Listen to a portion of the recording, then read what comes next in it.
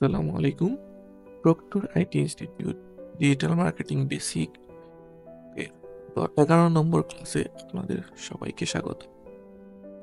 গত ক্লাসে আমরা জানছি ইনফ্লুয়েন্সার মার্কেটিং কি। আজকে আমাদের টপিক হচ্ছে অনলাইন পিআর। এখন পিআর বলতে কি বোঝায়? পিআর মানে হচ্ছে মিডিয়ায় আমরা যেটা জানি যে পিআর বলতে বোঝায় পাবলিক রেটিং অথবা পাবলিক রিলেশন, মানে পাবলিকের এই মিডিয়া সম্পর্কে কি ধরনের ধারণা সেটা। তো অনলাইন পিআর বলতে আমরা যেটা বলি সেটা হচ্ছে প্রেস রিলিজ। ওইটা ওই আমাদের যে ট্রেডিশনাল যে পাবলিক রিলেশন সেটার মধ্যে অনলাইন পিআরটা হচ্ছে আমরা অনলাইনে করব। এখন এটা সম্পর্কে আমার যেটা মতামত সেটা হচ্ছে mix of traditional marketing with new marketing. এই কথাটার মানে কি?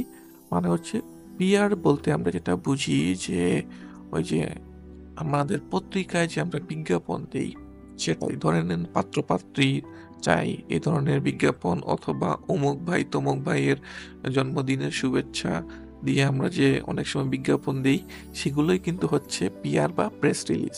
যখন আমরা এই জিনিসটা অনলাইনে করি তখন সেটাকে বলে অনলাইন পিআর। কথা হচ্ছে hiring popular website portals for your business promotion. মানে হচ্ছে আপনি আপনার যে বিজনেস সেটাকে কোনো একটা পপুলার নিউজ ওয়েবসাইট অথবা ম্যাগাজিন ওয়েবসাইট এর যে পোর্টালগুলো আছে সেগুলাতে আপনি মার্কেটিং করে প্রমোশন করবেন। এখন এটার একটা, যদি আমি আপনাদের একটা বাস্তব উদাহরণ দিই, আমার জানা মতে প্রথম আলোর যে অনলাইন যে পত্রিকা আছে সেখানে যে হোয়াইট স্পেস থাকে, সেই হোয়াইট স্পেসে আপনার অ্যাড দিতে হইলে প্রতিদিনের খরচ হচ্ছে 30,000 টাকা। ঠিক আছে? প্রথম আলোর ফ্রন্ট পেজের হোয়াইট স্পেসে অ্যাড দিতে আপনার খরচ আসবে প্রতিদিন 30,000। কেন? কারণ প্রথম আলোর মিলিয়ন মিলিয়ন রিডার আছে। সেই রিডাররা এই প্রথম আলো পত্রিকা পড়ে, অনলাইনে হোক অফলাইনে হোক। অনলাইনেরটাই আমরা ধরি যেহেতু আমাদের অনলাইন পিআর। অনলাইনে তারা তাদের হয়তো বা ধরেন যে 1 লাখ মানুষ তো অন্তত পড়বেই, যেহেতু এটা অনলাইনে পড়তে ফ্রি, কোনো টাকা লাগে না। 1 লাখ মানুষ ধরলাম যে তাদের পত্রিকাটা পড়ে। এই 1 লাখ মানুষ প্রথম আলো পত্রিকাটা বা পোর্টালটা খোলার সাথে সাথেই আপনার অ্যাডটা দেখবে বা আপনার যে বিজনেস প্রমোশন সেটা দেখবে। সেটার জন্য সে আপনার কাছে 30,000 টাকা চার্জ করবে। এই জিনিসটাতেই আমরা অনলাইন পিআর বলি।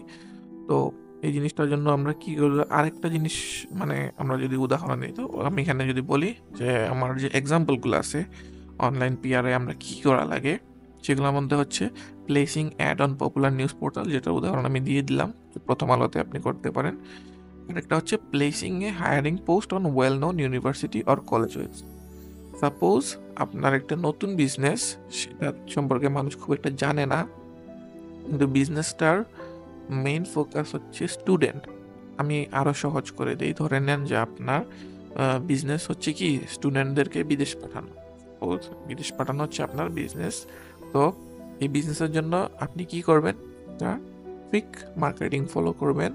সেটা হচ্ছে কি, আপনি বিভিন্ন কলেজ ইউনিভার্সিটির যে তাদের যে নিজস্ব ওয়েবসাইট আছে সেখানে গিয়ে তাদের ওয়েবসাইটের যে অ্যাডমিন তার কাছ থেকে পারমিশন নিলেন, তার সাথে একটা ডিল করলেন, করে বললেন যে আমার কোম্পানি এক্স, এই কোম্পানির জন্য একজন রিপ্রেজেন্টেটিভ লাগবে, স্টুডেন্ট রিপ্রেজেন্টেটিভ, যে কিনা এই মানে এই যে আমাদের যে মেইন বিজনেস স্টুডেন্টদেরকে বিদেশ পাঠানো সেটার জন্য মানুষদেরকে কনসালটেন্সি করবে, মানে বা ধরেন যে রিসিপশন বসবে আর কি জাস্ট। তো ওই ইউনিভার্সিটি বা কলেজের পোর্টালে যদি আপনি এটা অ্যাড দেন, তখন কি হবে, ওই ইউনিভার্সিটির পোর্টালের যারা রেগুলার ভিজিটর, অর্থাৎ ওই ইউনিভার্সিটির স্টুডেন্ট বা কলেজের যারা স্টুডেন্ট আছে সবাই কিন্তু ওই জিনিসটা দেখবে।